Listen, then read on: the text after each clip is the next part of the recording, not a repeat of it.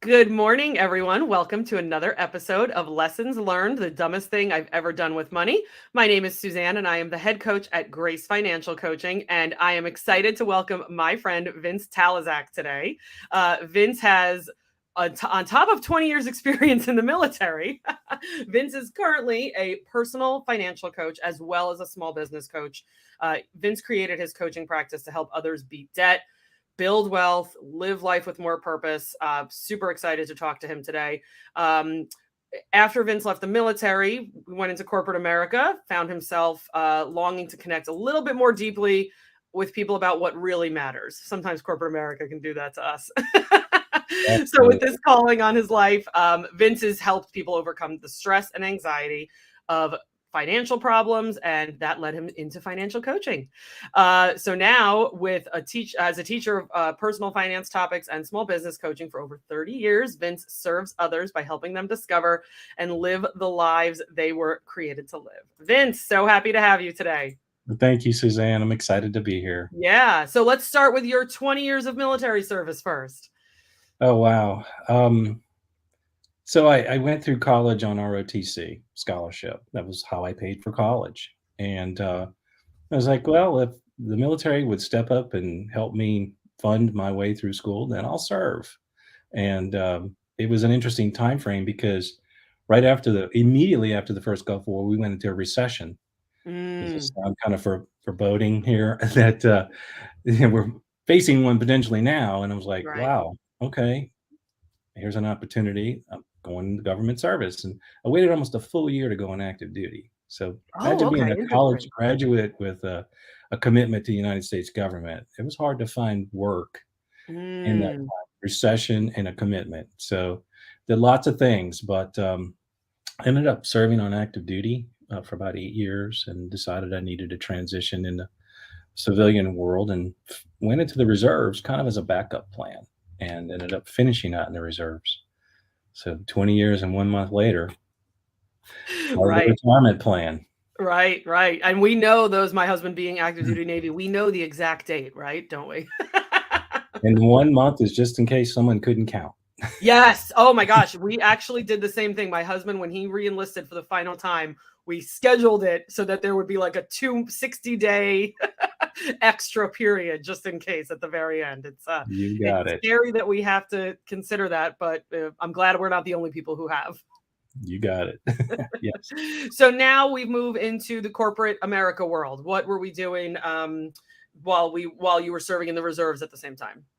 I ended up going into actually basically was a financed offering of all things where I helped agencies of the federal government find waste and turn that into infrastructure renewal projects, Mm, essentially operational expenses to capital expenses. Normally, there's not enough capital to do the things they needed to do. And so we took the waste and brought that back to the present value and created a present value fund to buy new air conditioning equipment or whatever they needed infrastructure wise, which then evolved into energy security and all the things that we're worried about. I mean, who wants to be a warfighter on the front lines and have power go out?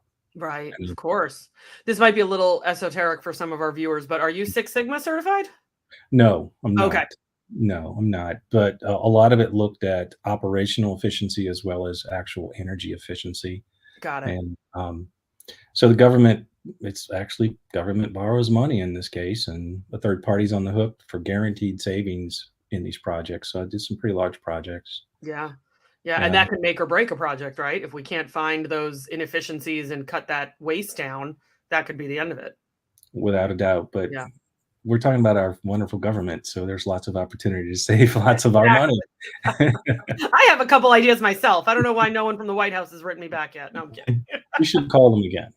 Exactly, exactly. I got him on speed dial. So let's move into your coaching practice. So as well, started with personal on the personal financial side, and then moved into small business coaching, or did we kind of bring both of those things to the table at the same time?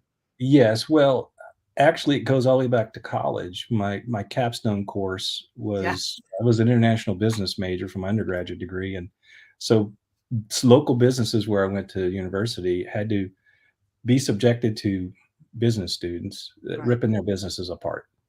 and because they had SBA loans, that was the hook. Oh. And so we're talking 30 plus years ago. So I got into it, you know, just as wet my feet in that realm. And then in the military, the personal stuff, people kept always asking me questions about finance because they knew I was a student of it. I was became that go-to person of, hey, I'm thinking about this or what about that, and it just this happened over decades.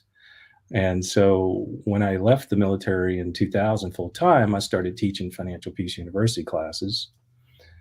It just continued. It was one of these things that was in the background. It was always a present thing. And so, to answer your question specifically, a lot of my clients end up owning small businesses, and it became a natural evolution of. I try to separate the two. I think we have to Mm, personal finance from business finance, and that in and of itself is a problem for small business owners. right, absolutely. The two Yeah. cross-pollinated, and it's a piggy bank at times, right? Yes, yes. Our friend Laura, she agrees the government has lots of ways to deal with. Yes. But that's so interesting that your capstone class involved, or capstone project, I guess technically wouldn't have been a class, but involved actually dealing with real small businesses locally. Mine was a fake made up business. So I Mhm. wonder when that changed. I don't know, but, I was glad to have the live laboratory, and I have these fond memories of the owner sitting across from these young college students, myself included, and we're telling him what he should and shouldn't do, and But I mean, I feel like that would have been so much more impactful Mhm. than me being handed a textbook and saying, "Here's the fake business that you're gonna audit, and you're going to help fix their financial issues and review their P&L statements and blah, blah, blah." Well, I mean, we really had no vested interest in it.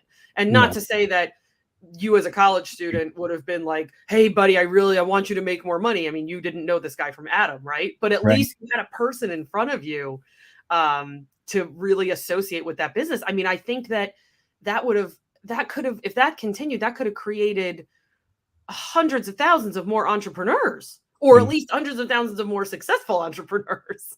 correct, yeah, Yeah, and we often find too that some business owners find their way into business just because they're good at a given trade, for example, and they don't know anything about business. right. It could have been a generational thing where my father was a plumber, now I'm a plumber kinda thing, and Mhm. now I've got this business and it's managing me rather than me managing it. Right, So, absolutely. I Yep, see that Laura, quite real often. life experience is definitely the best for sure. Thanks for chiming in, Laura. So now we get to this stage in life. You once we're in the military, you become the go-to guy for all the personal financial questions. People, I'm sure, are coming into your office and closing the door behind them and giving you a scenario and asking your advice. When did we move from teaching the free classes that were offered into, hey, I think I might want to do this as a job? Well, 3 years ago began what I call act 3 of my life, where I decided I was no longer gonna serve corporate America, I was gonna work to serve other people, and that's really was a transition point because we've been debt free now for about 17 years, and so it's Nice. really freed us up to build wealth, which then propelled us into this free cash flow model of, "I can do this, and I don't have to make what I was making before," although it was pretty Yes. cool, um, but my focus has changed on impact versus income. So Okay. I really started digging into that, and that's where the live life with more purpose came in of going, I see so many people bound up and not Mm, they wanna do something and they're frustrated, but they can't because they've gotten themselves in the situations. right, right. Exactly. And those situations limit our options.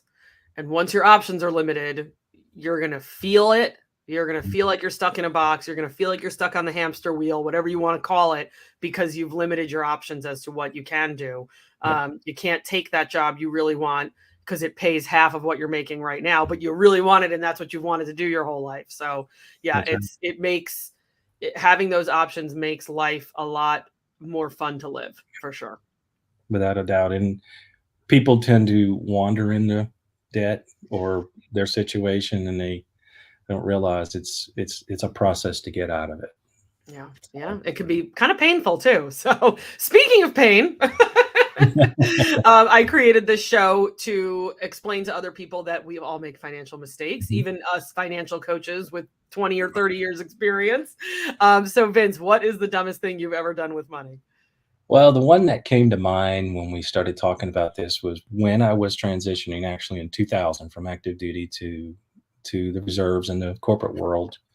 I was ready for change, and I knew it. It was clear. I had an offer to move to Crystal City, basically in the DC area, Oh, yes. and I was going to work on the Star Wars program, right, which would have been cool. It's like missile defense, right? Uh, but at the time, I was an O3 captain. And we had a son. He was 1 years old, and I was like, "We're going to Mhm. starve at $50,000 a year. Plus, you get the DC pay or whatever. But Yeah, commuting 2 hours a day is not something I want to do."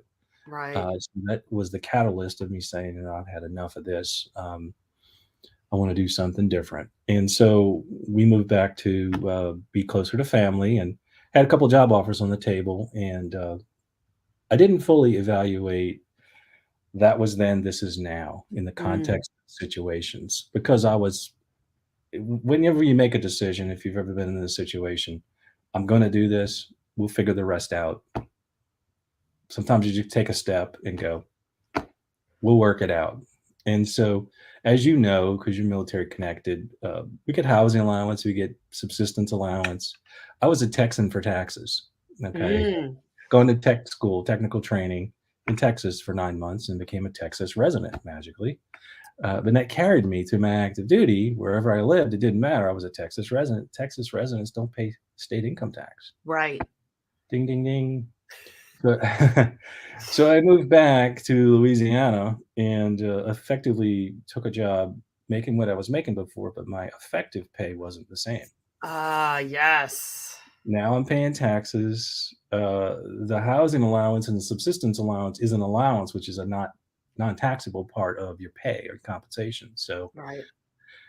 yeah, it was a little tight at Yeah. the beginning, So but we the went from almost completely tax-free salary between the BAH, housing allowance and the Mhm. stipends, and then being a Texas resident, which listen, it's something that is it a loophole? Yes, of course. Is it illegal? No. Most of the military, once they get to a state where they Mhm. are not paying income tax, will hold on to that residency because it helps, right? Without a But doubt. you took a hit on all of those line items Mhm. by moving back to Louisiana. So my second job, which was now the part-time job, being a Oh, reservist, made stood in the gap. You okay. know, they were paying me crazy money by the time I retired, but at that time it was about $500 a month Yeah, just to do a weekend. So that helped kind of that make up helps a the lot, difference. right? And back then, I mean, that you could have easily done groceries on $500 a month for a family of 3 or 4 at the time. Yes. Yeah, definitely. Interesting. So, when did it click that you were like, "Oh, this isn't as much take home as I was thinking I was getting?" Yeah, when the smoke cleared, there's a side story to this. We were purchasing a home here, and we had sold our home in Arizona. And I remember the mortgage loan officer just hyperventilating, going, "You got to accept a job. I can't close your loan. You can't close on the house." And so I'm like, "Okay," I accepted a job. And when it clicked, the smoke cleared. Was wow, this is look at this pay.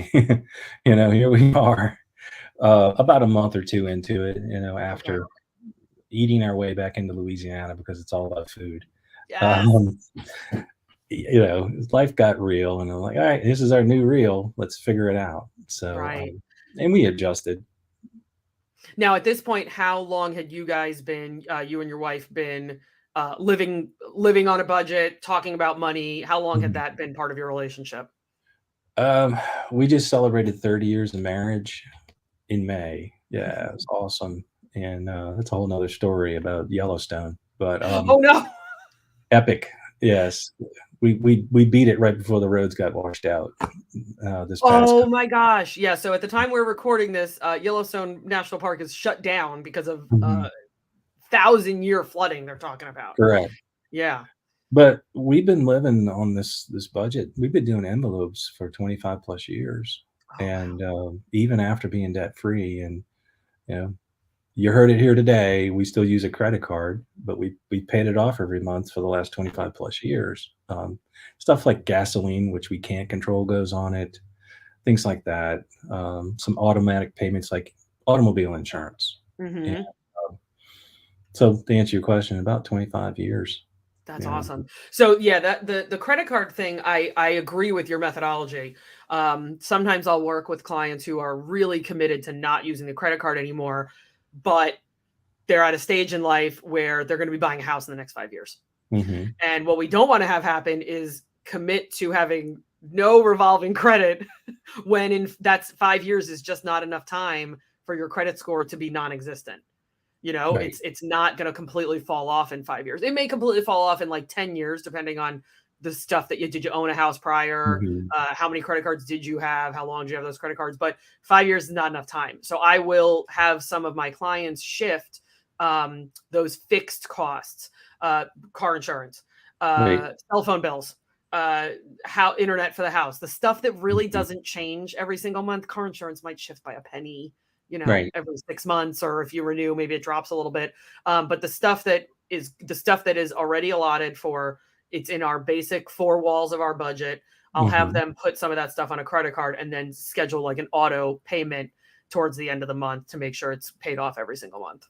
It's a way of systematizing our lives, Right. so where it's easier and it's a known known, right? Yes. Right. Yeah, and that's what I always tell them. I said, credit, people think, yes, of course, if you close a credit card that you've had for 20 years, it's going to hit you a little bit on your credit score, right? But Mhm. what they really want to see is the revolving use of the credit. That's Right. what they get so excited about. So frankly, they're not looking at if you're putting the cell phone bill on the credit card and it's the same 79.99 for Verizon every single month. They just see revolving use, being used, paying off, being used, paying off. And so it is, again, a little bit of a trick. Now, Mhm. the real trick is making sure you pay it off every month. Yeah. Yes. That's a discipline trick. Yes, right, exactly, exactly. But if you have in your budget, oh, and you get to the 23rd or 27th of the month and you go, "Oh, why don't I have a transaction, or why is my budget line for my cell phone not finished? Why is it not completed? Oh crap, I didn't pay the credit card bill because that's where the cell phone bill is going." Right. So it's a trigger. Yeah. Reconciling your budget at the end of the month is a trigger to make sure all of that stuff did get paid. There you go again, talking about behavior, right? Right? I know. It's so weird. It's almost like your financial situation is tied to your behavior. How does that work? I don't know. And it's funny you mentioned the whole credit card thing. I mentioned we've been debt free now for 17 years, and we have this credit card that's paid off every month. Our credit score is still like 827, Yes. whatever. Right. Right. And the funny part is I can't get mine to go down Mhm. because we still have a mortgage. We have a credit card, but it's usually only we actually only kept it because for a while my husband was on one side of the country, I was on the other side of the country. So the credit card was actually really for airline tickets, and then that would, as soon as we bought them, it would literally get paid off instantly. Mhm. But when you're traveling 3,000 miles, that does add up. And then when we had the pandemic, we were like, oh, maybe we should close this, and we just didn't, frankly. Yeah, that's cool. So it's still there. So we still have, but I can't get mine to go down, my credit score to go down. It's like 795 or 798 every single month, and I can't get the damn thing to go any lower. As much as you try to wreck it. Yeah. Right, exactly, exactly. So, Laura, what behaviors? What are those? So, Vince, let's talk about your small business coaching clients. Okay. Because personal finance, I don't want to say it's obvious, but if people are watching this, they've probably watched a few of them and they're like, okay, I'm seeing a common theme here. But I don't always know that people realize that that translates into your business budget also. Just because it's a business and it's not your household doesn't Mhm. mean you can do whatever the heck you want with it, right? Right, it's I often see the piggy bank effect with small Okay. business owners. It becomes this piggy bank where they just start pilfering from a behavior standpoint of, "I'll just pull money out of my business, we'll cover that with the business," and it's masking other problems in their personal side, so that's why there needs to be a firewall between the 2 Yes. of going, "Is this a business or is this a hobby or is just a piggy bank?" and how do we extract what's the end game on this business? Do you want to sell this Mhm. business at some point? Working with a client right now, it's okay in 2.5 years or so, maybe you want to sell it. So we need a track record here of where the top line growth and the bottom line growth has a trend line, and that's a positive line, not a negative slope. Um, so that when you go to sell this thing, you can demand X times your earnings. Right. That's how valuations work. So again, what is the end in mind, and how do we separate the two? Because they have some similarities, like emergency funds. We coach people to have those on the personal side. You need that in your business as well. Yeah, for How much sure. does it cost every month to run your business? Do we really have that dialed in? And that becomes a multiple of your emergency fund for your business. Those Right, sorts of absolutely. And can you be shut down because things. of a pandemic, right? I'm sure a lot of even yourself might not have been a thought that went through your mind. There's emergencies at brick and mortar stores when the HVAC goes out. There's emergencies when something breaks or we got to replace computers and blah blah blah. But if your business just got shut down for 2 weeks because of a pandemic, how are you going to pay yourself? How are you going to pay everybody else? Someone So just moved your cheese. yeah, yeah, exactly, exactly. Yeah, I'll put if you guys don't know, that is a book, and I'll put that in the comments so that you can check that out. Vince isn't just starting to ramble. So I make stuff. I have an MSU degree. I make stuff up. yeah, exactly, and we all believe you, so it's okay. That's the key. Exactly. If you're believable, you can do anything. So tell me about you mentioned already the piggy bank effect. I Mhm. think the formal word for that may be commingling. Yes. And how do Yes. you take that habit and break it apart? I mean, I'm sure you have come across small business owners who don't have a small business account. I have. Yeah, and part and parcel to that is this fundamental core need, something called lifestyle congruence. Why are you in business in the first place? That's an overhead question. Are you paying yourself? Are you paying yourself enough? And so to try to thwart the piggy bank effect, if people are drawing a regular salary rather than, well, I'll just pull, pull, pull, it helps create that firewall, that Yeah, separation to go, well, definitely. I'm paying myself. Am I not paying myself enough that I have to dip back in the business to, Or are we dipping back into the business and we don't have a good reason to be doing it? right? Are we using Because, it as our eating out fund mhm, and meeting with a few people and saying a few things about the status of our business and calling it a business meeting? correct. Yeah, we see all things, don't we? Yes, yes, exactly. Money touches everything, guys. So, Yes, it's true. so Vince, let's go back to your dumbest mistake. What would you Mhm. do differently if you could do it all over again? The transition was not a mistake.